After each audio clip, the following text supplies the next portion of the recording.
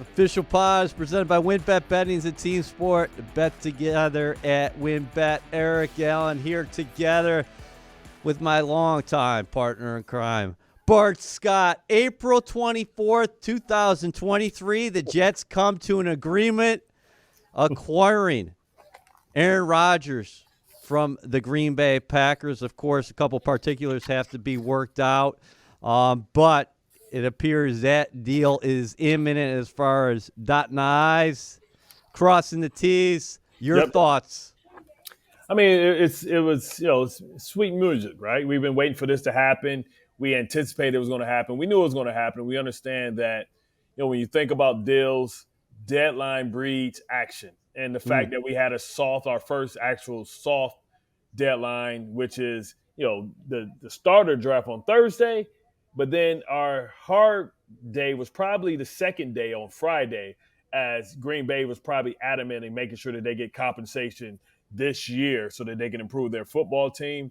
It is what we really thought it was. I know we can get around the semantics and the nuance of the deal, but basically they gave up a second round pick this year and a first conditional first next year. You can get into they moved from 13 to 15.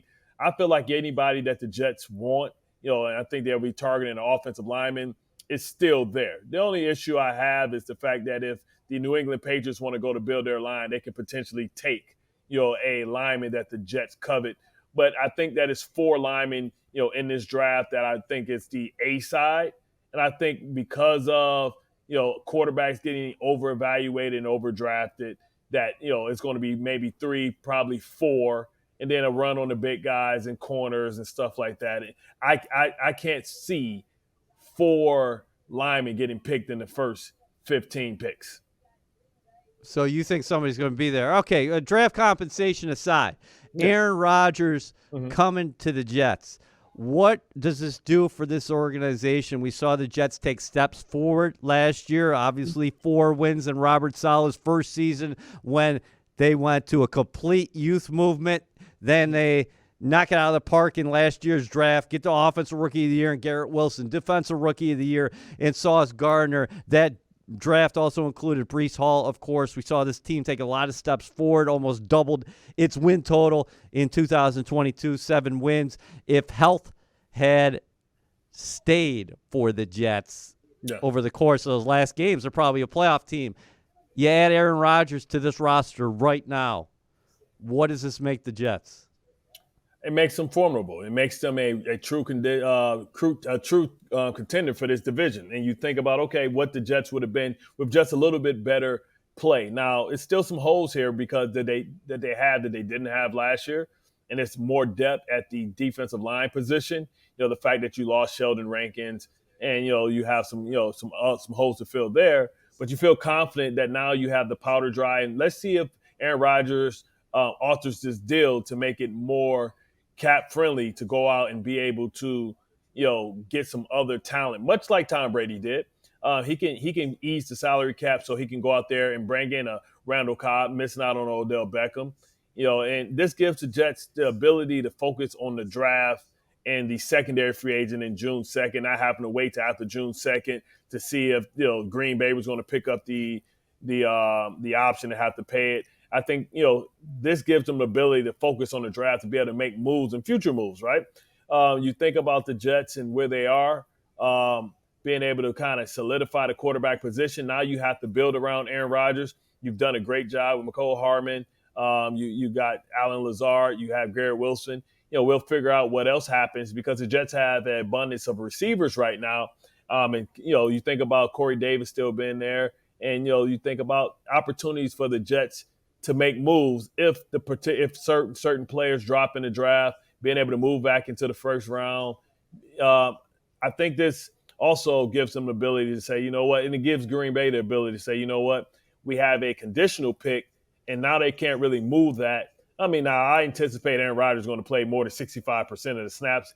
I think that he's going to be healthy. He's been a road warrior for the last 5 years, not missing a game. Only game that he missed was due to the COVID suspension. But he's been durable. He's a guy that knows how to protect himself, get the ball out of his hands. I expect the Jets to go get him protection as well. to be able to have more depth on the offensive line because that's the only weak spot.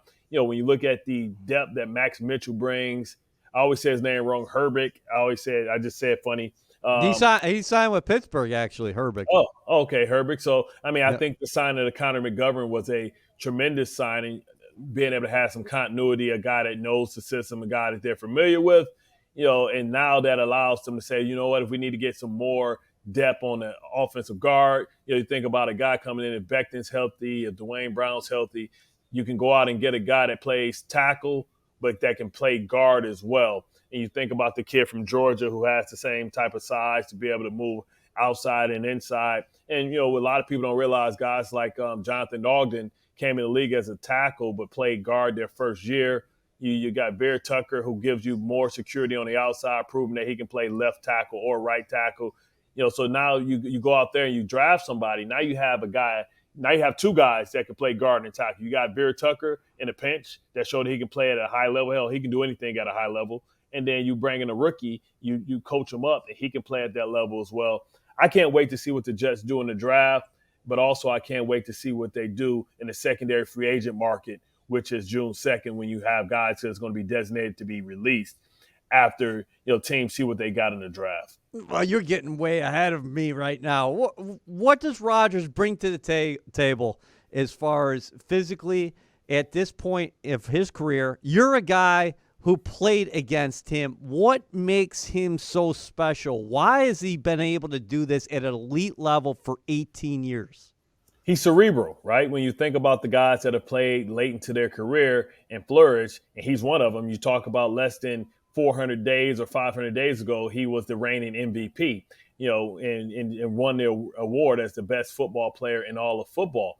Because the game is less physical, you hear Tom Brady speak about it as well, that the game has become easier because of the rules are slided in the offensive way. So maybe he's not, the Aaron Rodgers that's going to get out and run for 400, 500 yards, make you pay every time you play cover one. But he's still a guy that can manipulate the defense. He's a guy that knows all the tricks. He can smoke you out. And I think he still has a lot of athleticism back. And he becomes, one of the most athletic quarterbacks that we've had, under center, with the combination of being able to beat you with his mind and his body when need be. He still has, in my opinion, a lot more juice left in his body than, say, a Peyton Manning had at this time when he was starting to win a Super Bowl. He's always going to have more athleticism than Tom Brady because he was a super athletic quarterback that can do things physically that those two guys who are more stationary. He's a mobile quarterback that may have lost a step, but is still more mobile than the typical drop back passers. So he still can hurt you in a numerous amount of ways, his mind being the most deadly. And we know he's a guy that doesn't traditionally turn the ball over. He had more turnovers last year than he had in like his career since his rookie year. But, considering he was playing with younger receivers and also, a depleted offensive line last year, you expect Aaron Rodgers. And even with that still was a great year for most quarterbacks. It would have been one of the best single seasons in Jets franchise history if you line up his stats against any Jet quarterback. It would have been. With a broken hand. So, so you ask me how excited am I about this? I'm extremely excited because the Jets have all the other pieces. Now they have to come together. He brings them instant credibility. He also, gives them the belief that, that they can play at a high level. And he also raises young players' level because you don't want to be the person that's holding this team back. So I think, when you think about it, that the Jets are going for it right now. They're not rebuilding. They're not waiting, for a young quarterback to develop. They're saying, hey, the pieces that we have on this team is good enough to compete for a championship. So this is a winning play. And, if you say, hey, you got Aaron Rodgers for a second round and a late first round the following year, you would probably say that is a pretty damn good deal, being that he was an MVP less than 400 days ago. Just let that sink in. Forget the age. You got an MVP for a second-round draft pick and a low first-round draft pick. Right. After we know everything that Russell Wilson just went for, we know everything that Deshaun Watson went for. The reality is you got the better of both deals, and you gave up limited compensation. And because you drafted so well, and your team is so young, you can absorb the salary cap no problem. Yeah, and we'll have to look at the finer details of the contract when that all comes out, if there is a restructure here. But let me ask you this. What do you think about the pairing of him and Nathaniel Hackett? It's not just Aaron Rodgers walking in the door and he's leading the Jets. Yeah. It's Aaron Rodgers walking in the door and he's reunited with the guy that you keep on talking about was the MVP of the National Football League 400 or 500 days ago. And not only was he the MVP in 2021, he was the MVP in 2020 as well. And the guy who was the offensive coordinator, who he loves, he's on the record on saying that repeatedly, is Nathaniel Hackett. Yeah, I mean, you talk about the pairing, you talk about also the ability to hit the ground running. You have Alan Lazard to try and be a teacher to the receiving core. You have Aaron Rodgers also being able to be somebody. Usually when you have quarterbacks that's changing destinations, they have to learn a new offense. Remember Peyton Manning going to Denver and having to merge what his beliefs were with Gary Kubiak. Remember Tom Brady having to have the same adjustment period, having to learn new verbiage, new system, and try and pair what he believes in with Bruce Aaron. Well, the beliefs are already in the line. The communication is in line. The nuance of being able to make checks and adjustments are already there. It's for everybody else to pick up, not the quarterback. And the quarterback is the one that needs to know it better because he's the one who's going to be communicating with these guys to get them in the right play. I mean, when's the last time that you've ever seen a Jet quarterback rush to the line of scrimmage, catch people with 12 men on the field, get a free play? When's the last time you've seen some, the artistry of being able to work the cadence count? The Jets get a Jedi right now. He gets a guy that is so sophisticated and so advanced as a quarterback in the nuance of playing the position that it's going to catapult them to the top of this division. Now, still work to be done, but this this gives them more than a fighter's chance to win. You think about they're already plus 225 to win, and it's before the draft. And if Joe Douglas knocks the draft out of the park like he did the previous year, in my opinion, the year before, I mean, we got a lot to celebrate in this New York era, and we can say, hey, this was the beginning of the turnaround for New York sports and the Jets, season as far as being able to get back in the playoffs. And a guy like Aaron Rodgers attracts young players that it's still a bunch of talented players still out there, and there's going to be more added. But if you say, hey, Aaron Rodgers out there, people are saying, and listen, I wonder what DeAndre Hopkins feels now, right? Because I remember what he said when they asked him about the teams there. Now that you got that bad man there, I wonder how you feel, because you can't say that Josh Allen's a better quarterback than Aaron Rodgers. You can't say Tua Tagovailoa is a better quarterback than Aaron Rodgers. You damn sure can't say Mac and Cheese is a better quarterback than Aaron Rodgers.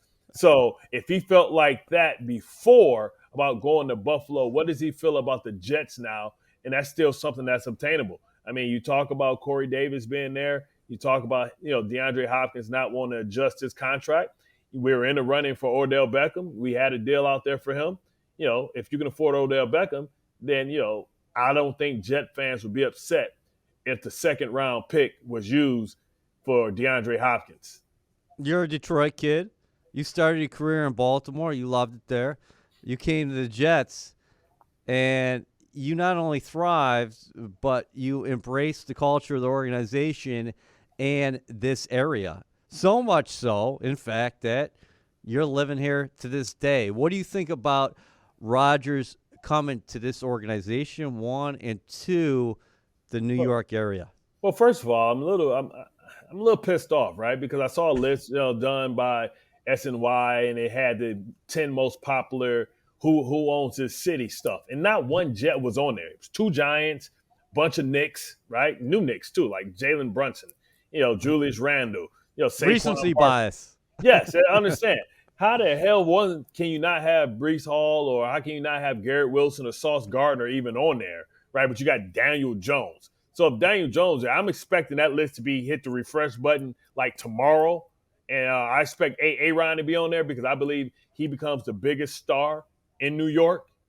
I mean, he's proven, he's certified, right? No, none of those other guys are certified. None of those other guys have MVPs other than Aaron Judge. And none of those other guys have a championship. So I'm going to need the refresh button. I'm going to need a whole lot of respect put on the Jets name. And I want to applaud Joe Douglas for making sure that it's the right deal, right? And he didn't get fleeced. He didn't give up this year's one. He swapped ones, right? And that's a big difference. And the fact that he stood strong and he knew that the day was going to come where he was going to be able to close the deal. It just wasn't on the timing of the fans and the media, but it was right on time because it's right before the draft, and they still have an opportunity to go on their draft board and accomplish everything that they want. Well, okay. So get back to the question, though. What do you think of Rodgers is going to think about this organization and this area? I know as far as the Pantheon, you said as far as current athletes, you put Rodgers to the top. But what do you think about his second act, per se, being on Broadway and also him coming here to an organization that's starving for a winner but has great leadership structure in place? You mentioned Joe Douglas, obviously the connection that he has with Robert Saleh. Those guys totally revamped this roster over the last couple of years where they've put it in position now, Bart, where you can have a winner immediately walking in the door. Well, I think he's going to feel right at home. I think he's going to see a lot of similarities between the Jets organization and the Green Bay Packers. Right? You talk about a legacy organization. The Jets is originally from the AFL, but they're still an original kind of core team. Right? This is a brand name. This isn't an expansion team. This is a team with a long history, a rich history. Right? And I think he's going to find that when he walks around, he sees the passion of the fans. He's going to find that he's going to see a lot of similarities between the affection that teams and generations of fans and fathers with their grandfathers, with their kids, all being Jet fans and season ticket holders. So I think he'll feel a sense of tradition. The first time he hears the Jet sound, when he comes out of the tunnel, he's going to think he's going to see that Jet fans are obsessed, much like I believe Jalen Brunson saw yesterday when they played in the Garden and how these guys acted and the fans acted after the game, flooding 7th Avenue. The Jets are going to bring that same type of energy, the hysteria, the fandemonium. I think he's going to find himself in very comfortable situations. I think people are going to respect his privacy. He's going to understand that, too, that he can blend in because everybody's a star out here. He's not just one of one team. He's going to be able to blend in. I can see him having the great balance, right? Being able to, live wherever he wants to live, whether he wants to live out in the country, whether he wants to live, on Fifth Avenue and take a helicopter in. We know Brandon Marshall lived in Brooklyn, right? We know that T. Rich lived in Queens, Long Island City. So he'll be able to get whatever he's into or however he feels, whatever he wants his experience here, he'll be able to enjoy himself on the field and off the field. And I think he'll feel the love, respect, and passion and understand that, he's going to have a little bit more things to do than he had in Green Bay. I mean, I know Green Bay has a great Applebee's and cheese curds, but I think New York has a little bit more to offer than that. You always have brought the swagger to the table, whether it was inside the locker room or your post-playing career.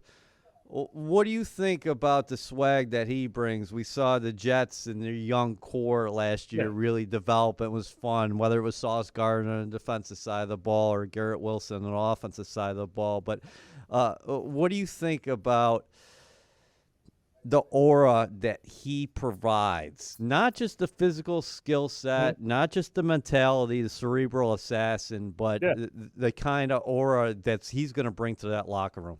I'll tell you what, I mean, I've experienced this. I experienced this in Baltimore when Steve McNair came over, right? You knew what he had been. He had been a fierce competitor. And listen, let's not underestimate the practice week that the Jets had when they played Green Bay, and he was able to watch how this organization moved, the class act that it was, the young players, and really get to see where they're going. He's no dummy, right? He could have had an opportunity to go anywhere. He could have said, I wanted to go to Tennessee. Tennessee is a place that could have offered the same thing. He lives there. But he saw that the Jets are a team that are ascending, that has the flexibility to go out and get more assets, and also, a team that's on the uprise. And, he figuring that you add that MVP type of,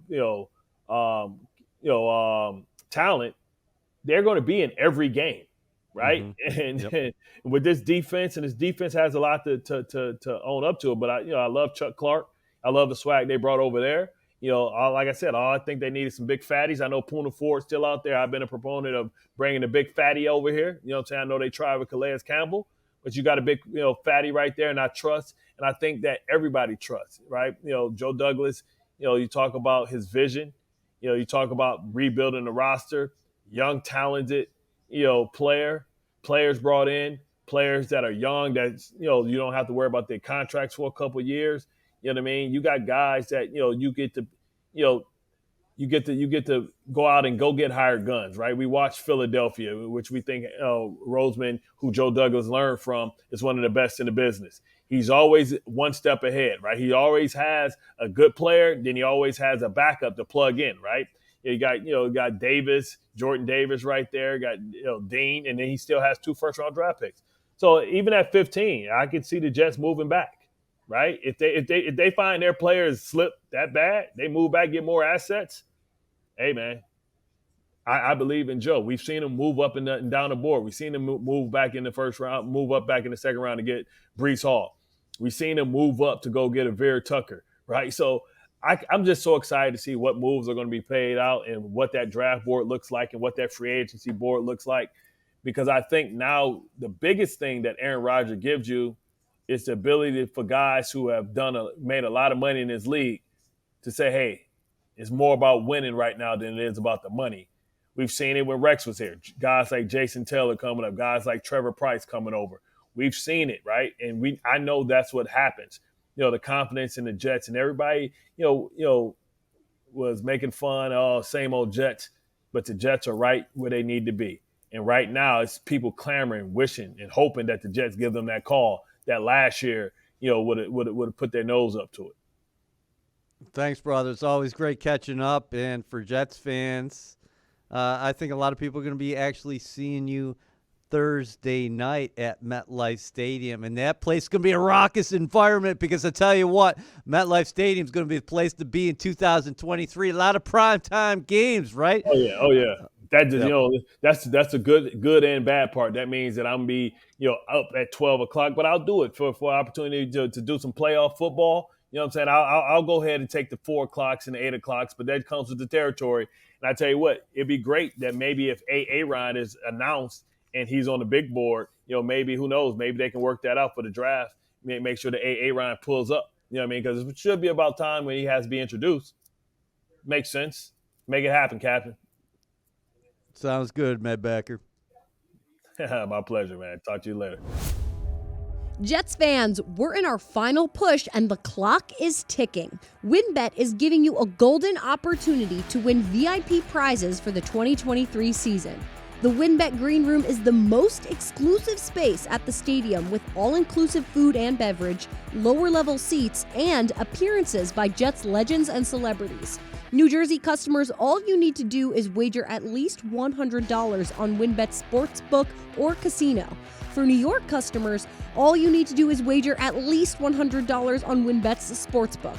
The best part? You get an entry for every $100 you wager.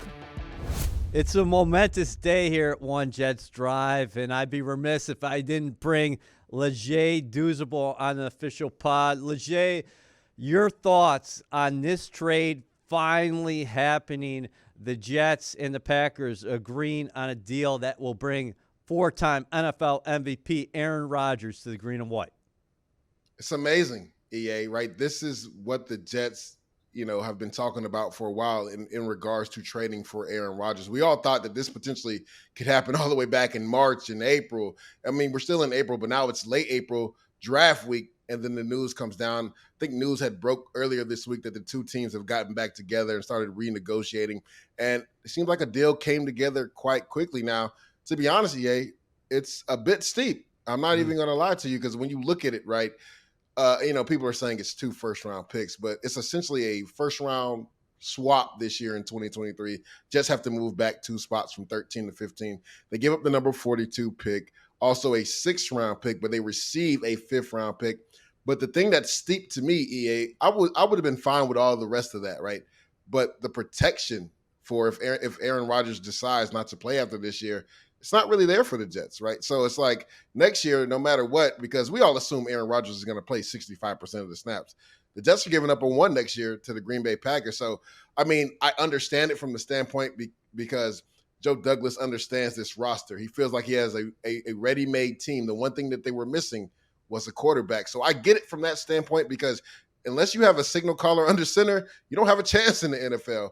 And him making this aggressive trade to get Aaron Rodgers puts them in the position not only to win the division, but make a true run at a Super Bowl.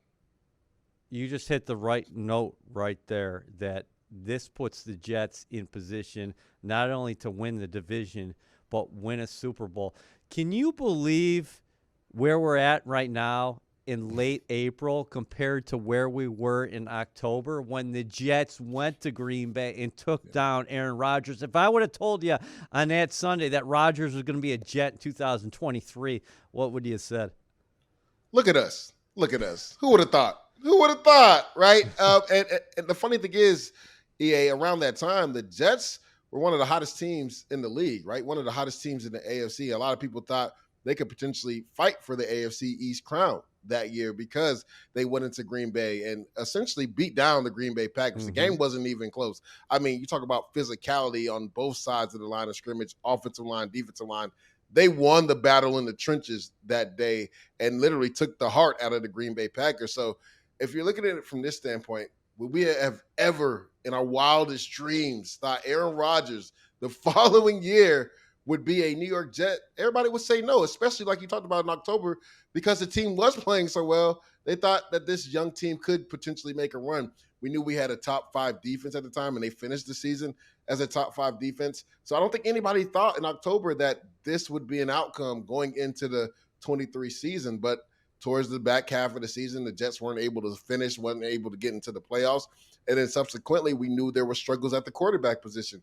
So if you have an opportunity to get a 4-time MVP, Super Bowl winning quarterback, you go out and do that. And not only that, EA, this is a guy that's familiar with this offense. When he was playing MVP type football, it was this same offensive coordinator the Jets have in Nathaniel Hackett. So it only made sense. Again, was a steep price, but it doesn't matter if the Jets win the division and make a run at the Super Bowl. How about the potential with the second team, Dues? We saw Tom Brady, after an illustrious run with the Patriots, go to Tampa, win a Super Bowl in his first year there. How about Peyton Manning with the Indianapolis Colts? Of course, he finds a second home with the Broncos. He goes out on top.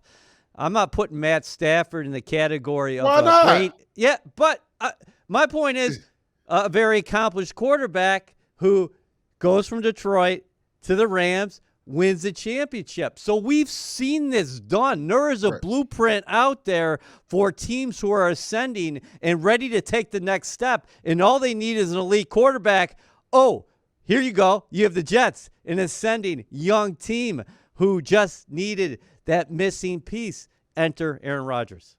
It's funny, right, EA, because it's almost like a copycat league. What did the Denver Broncos do? Right? They traded for Russell Wilson because they thought that was the missing piece for them to win the Super Bowl. They knew they had a top 5 defense. They felt like they had the playmakers on the outside. They felt like the only thing that they truly needed was a quarterback to push them over the top. You just stated some other quarterbacks, Tom Brady leaving New England, going to Tampa Bay. Now, when he chose Tampa Bay, I think a lot of people were scratching their heads because of what Tampa Bay had did in previous years. Now, we knew with Todd Bowles, they had a good defense, and we know they had playmakers on the outside.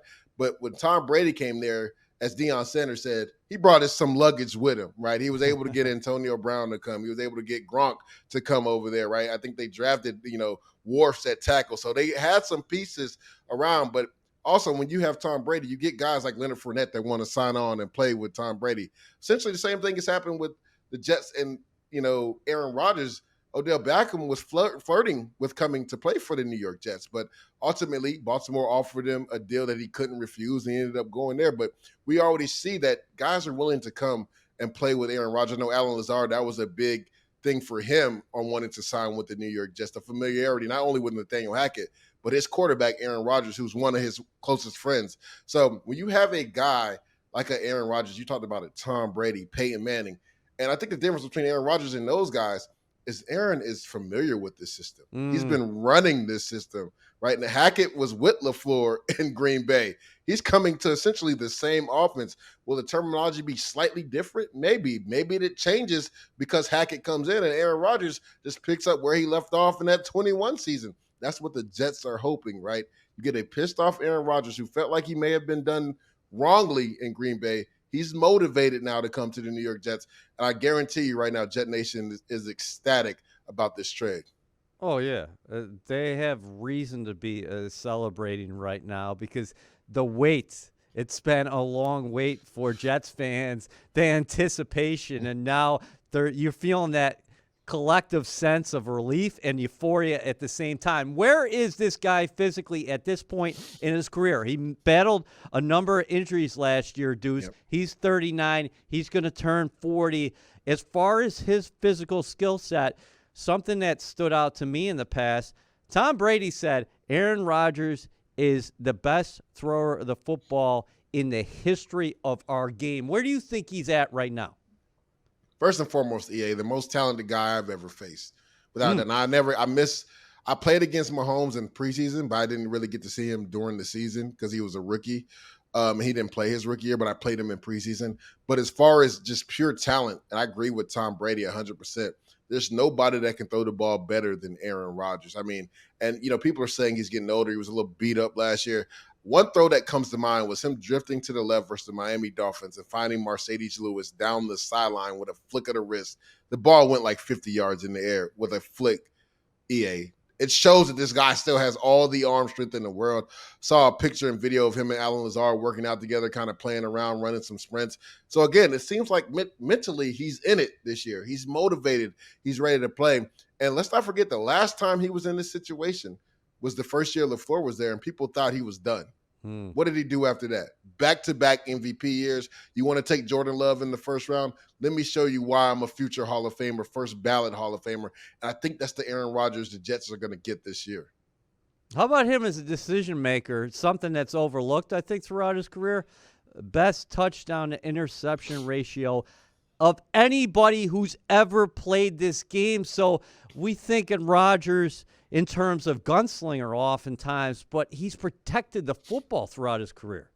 Yeah, and I'm glad you brought that up, EA, because since 2008, the Jets quarterbacks have the worst touchdown to interception ratio. And the guy that you just talked about is number one in that span since 2008. And a guy that takes care of the football, even with 12 interceptions last year, that is might be his high for his career. Like he rarely, I think the year before he was 37-4, EA. That is just absurd to have only 4 interceptions in a calendar season, right? 4 months, 17 games, only 4 interceptions. That's crazy. So even in a down year last year, where he threw for nearly 3,700 yards, 26 touchdowns, and only 12 interceptions, that's still over 2-to-1 ratio. The Jets had that, EA. They would probably been a divisional round with a chance to go to the AFC Championship game last year. So if you just put that into perspective, that was quote unquote a down year for Aaron Rodgers. So that's been an important thing for the Jets, being able to take care of the football because we know how good the defense is. As long as you don't turn it over, your defense is going to give you a chance to win games. Now with Aaron Rodgers, being familiar with this offense, you would think the Jets defense will get a little bit more rest because the offense will be more efficient this year. So now, and we kind of saw this towards the back half of the season, felt like the defense was wearing down a little bit. If you look at the Detroit game, the Jaguars game, that last game versus the Miami Dolphins, that defense was tired. Now with Aaron Rodgers in the fold, you would think that they would get more rest and be more fresh at the end of the game, which in turn will help them towards the end of the season when you really need to have your pass rush going and your defense really needs to be playing at an elite level. They'll be a little bit more fresher this year.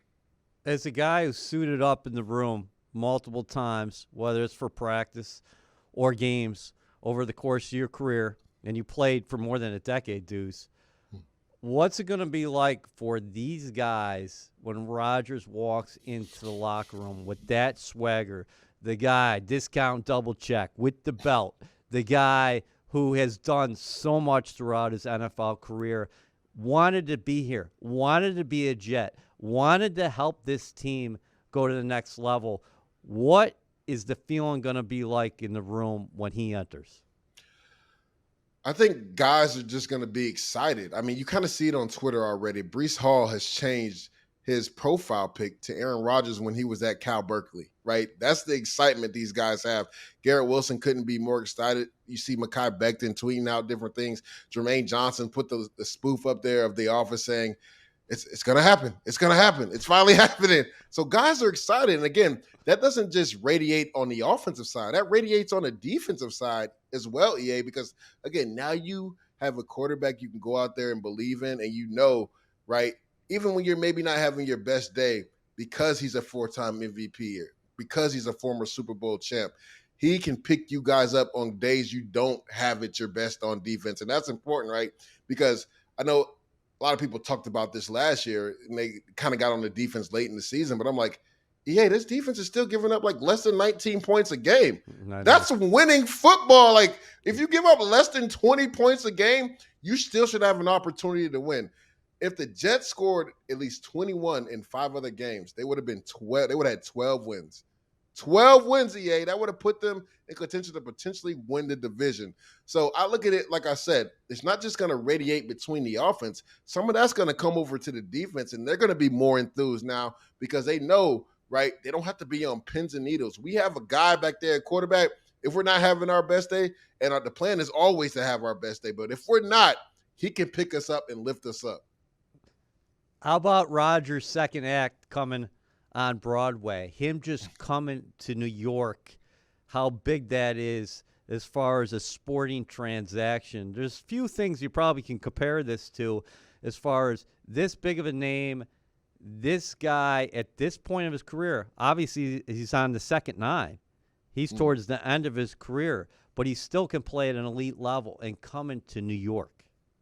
Yeah, it's big, and I know a lot of people were maybe concerned just because of what he dealt with in the media sometimes in Green Bay. But I think Aaron Rodgers is cerebral, right? He understands what it is. And I don't think this New York market or media market will be too much for him because he just wants to go out there and ball, right? He could care less what people say about him, and it's been proven. It's documented, right? We saw what he did on Pat McAfee in regards to the front office with Green Bay. Like, he doesn't let that affect him. Now, in some form or manner, does it affect you when people say things about you?